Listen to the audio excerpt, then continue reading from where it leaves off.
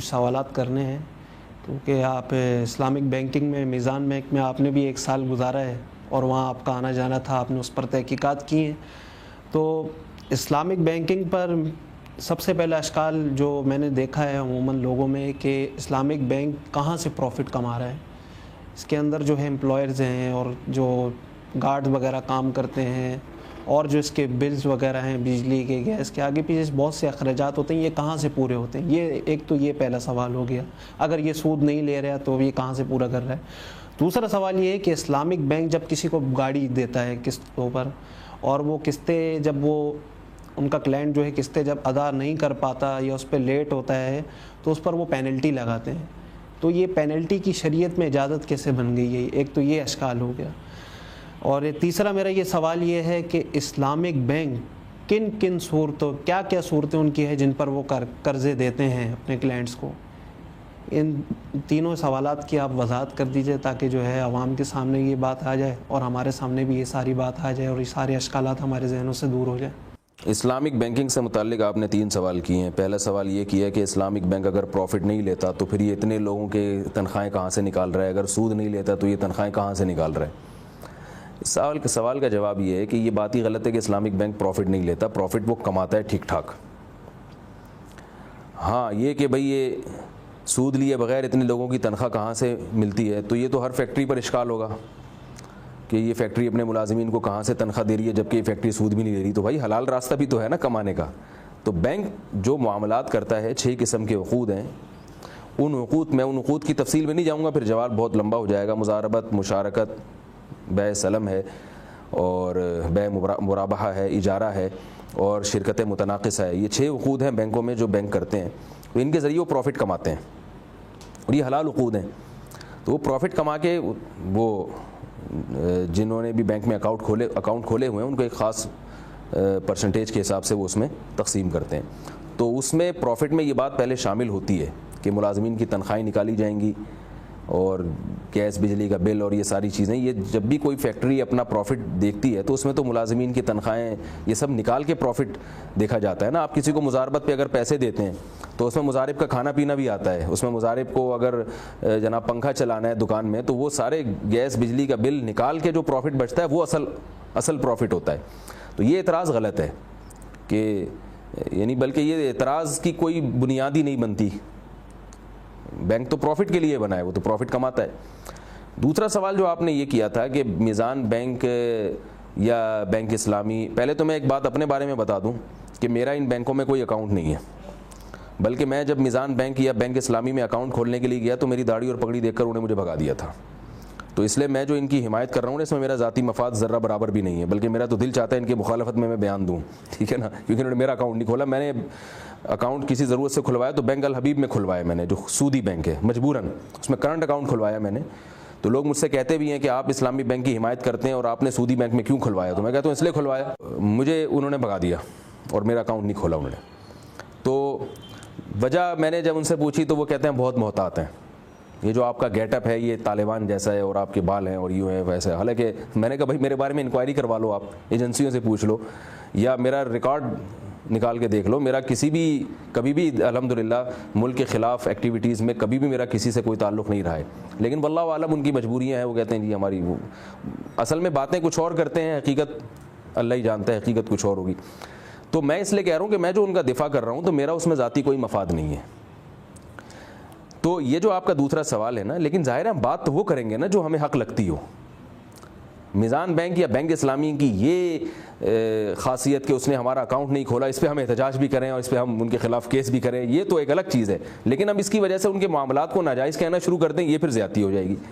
میں اس کو کیوں سود کہوں جب مجھے سود نہیں لگ رہا. وہ یہ جو آپ نے بتایا کہ وہ جرمانہ لگتا ہے اگر کوئی گاڑی کی قسطیں وقت پہ نہ جمع کرائے، تو یہ میزان بینک نے جو لیا ہے یہ باقاعدہ علماء کا ایک پینل ہے جس میں ہمارے شیخ مفتی رشید احمد صاحب رحمہ اللہ بھی داخل تھے اور غالباً علامہ یوسف بنوری رحمۃ اللہ علیہ جو بنوری ٹاؤن کے بزرگوں میں سے ہیں وہ بھی داخل تھے. انہوں نے یہ باقاعدہ تجویز پیش کی تھی کہ لوگ چونکہ وقت پر قسطیں جمع نہیں کرتے، اب اگر اس میں ہم جسمانی سزا تو دے نہیں سکتے تو کوئی گنجائش نکالی جائے. تو امام مالک رحمہ اللہ تعالیٰ کے مذہب میں یہ گنجائش ہے کہ آپ پہلے سے اپنے کلائنٹ کو اس بات کا پابند بنا سکتے ہیں کہ اگر وہ وقت پر پیسے نہیں دے گا تو وہ اتنے روپے صدقہ کرے گا، اس کا وہ التزام کرے گا.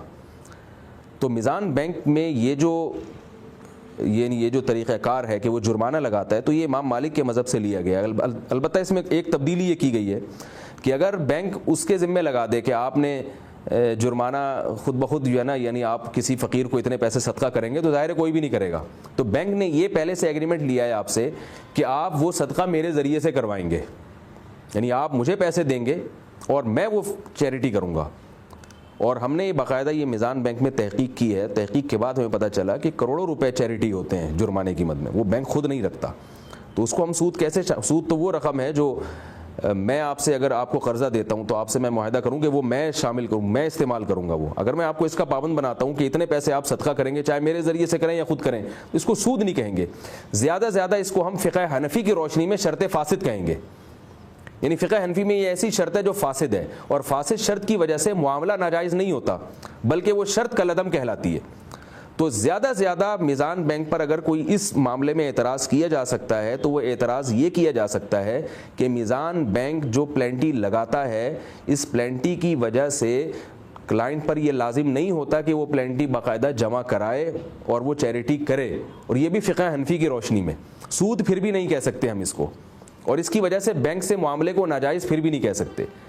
عقود میں بعض شرطیں ایسی ہوتی ہیں کہ وہ شرط ہی کالعدم ہو جاتی ہے، اس شرط کی وجہ سے وہ عقد اور وہ معاہدہ اور معاملہ کالعدم نہیں ہوتا، وہ شرط کالعدم ہو جاتی ہے. تو زیادہ ہم یہ کہیں گے کہ یہ شرط ایسی نہیں ہے جس کے کلائنٹ پر اس کی پابندی لازم ہو فقہ حنفی کی روشنی میں. لیکن اگر علماء فقہ مالکیہ پر فتویٰ دے رہے ہیں ضرورت کی بنیاد پر، اور معاملات میں اس کی گنجائش ہے کہ آپ حالات اور زمانے کو دیکھتے ہوئے آپ دوسرے مذہب پہ فتویٰ دے سکتے ہیں، فقہ مالکی پہ یا شافعی پہ، کیونکہ اب دنیا ایک گلوبل ولیج کی طرح بن رہی ہے. اب اس میں آپ خرید و فروخت جیسے معاملات میں آپ کسی کو ایک فقہ کا پابند بنائیں گے تو یہ پھر اس کا مطلب یہ ہوا کہ مالکیوں کے لیے الگ بینک کھولنا پڑے گا آپ کو، حنفیوں کے لیے الگ بینک کھولنا پڑے گا، شوافیوں کا بینک الگ ہوگا. تو یہ دنیا ایسے نہیں چل سکتی.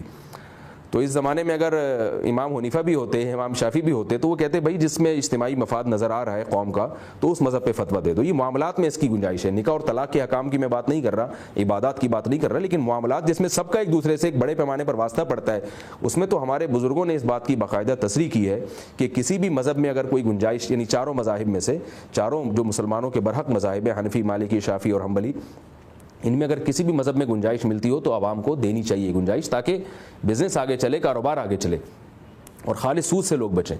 تیسرا آپ کا اعتراض یہ تھا کہ بینک کن صورتوں میں قرضہ دیتا ہے. تو دیکھیں جہاں تک مجھے معلومات ہے اسلامی بینک قرضہ دیتا ہی نہیں ہے. وہ نام اس کو قرضے کا استعمال کیا جاتا ہے مگر وہ قرضہ نہیں دیتا. آپ کبھی بھی بینک میں جائیں نا، مجھے قرضہ چاہیے، وہ نہیں دے گا. وہ آپ سے پوچھے گا آپ نے کرنا کیا ہے. آپ کہیں گے میں نے مکان خریدنا ہے، تو کہتے ہیں ٹھیک ہے میں مکان خرید کے دیتا ہوں آپ کو، اور 80% میرا ہوگا، 20% وہ مکان آپ کا ہوگا. پھر آپ اس میں مجھے 80% کا رینٹ دیں گے، اور پھر یونٹ کر دیتا ہے وہ 80% مکان کے، کہ اس میں سے ہر مہینے آپ اتنے پیسے دے کے ایک یونٹ مجھ سے خریدتے رہیں گے. یعنی ایک یونٹ جب آپ جیسے 80% مکان کے فار ایگزامپل بینک نے جو ہے نا 80 یونٹ بنا دیے، تو بینک یہ کہتا ہے کہ اب آپ ایک یونٹ مجھ سے خریدتے رہیں گے، ایک وقت آئے گا کہ آپ اس 80 یونٹ کے مالک بن جائیں گے. اور جب مالک بنیں گے، جتنے حصے کے مالک بنتے چلے جائیں گے، اتنا کرایہ آپ کا کم ہوتا چلا جائے گا، رینٹ آپ کا کم ہوتا چلا جائے گا، کیونکہ آپ اس کے مالک بن چکے ہیں. تو یہ ایک ترکیب ہے جو استعمال کی جاتی ہے بینک میں. اور میں بار بار یہ کہتا ہوں، اور ہمارے جو بڑے حضرات ہیں، بزرگ جو بینک کے جواز کا فتویٰ دیتے ہیں، وہ بھی یہ کہتے ہیں کہ اسلامک بینک کا مطلب یہ نہیں ہے کہ وہ مثالی اسلامک طریقہ حیات، ایک سود سے بچنے کے لیے ایک طریقہ استعمال کیا گیا ہے جس میں بہت سارے تحفظات ہیں، بہت سارے اشکالات ہیں، لیکن some thing is better than nothing.